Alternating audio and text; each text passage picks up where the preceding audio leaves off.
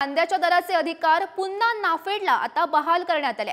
कमी दरामुळे खरं तर शेतकऱ्यांमध्ये नाराजी पसरलेली होती। मागील आठवड्यात कांद्याचे दर ठरवण्याचा अधिकार हा केंद्राने स्वतःकडे ठेवलेला होता आणि या दरात तफावत असल्याने शेतकऱ्यांनी नाफेडच्या केंद्राकडे पाठ सुद्धा फिरवलेली होती। मात्र शेतकऱ्यांसाठी ही महत्त्वाची बातमी आपण सध्या पाहतोय, कांद्याच्या दराचे अधिकार आता पुन्हा नाफेडला बहाल करण्यात आल्याचं सध्या समजतंय।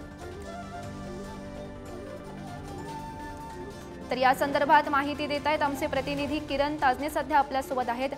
किरण, शेतकऱ्यांसाठी ही महत्त्वाची बातमी म्हणावी लागेल।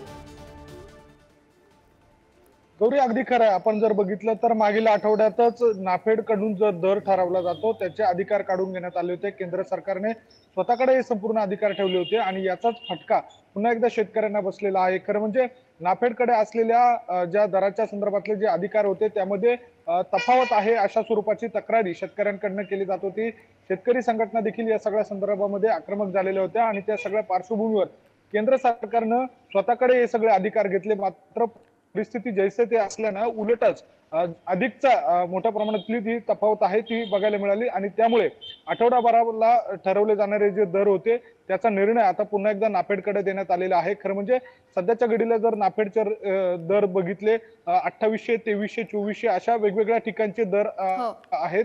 मात्र बाजार समितीत त्याच्या तुलनेत जर बघितलं तर 500 रुपये अधिकचे दर मिळतात।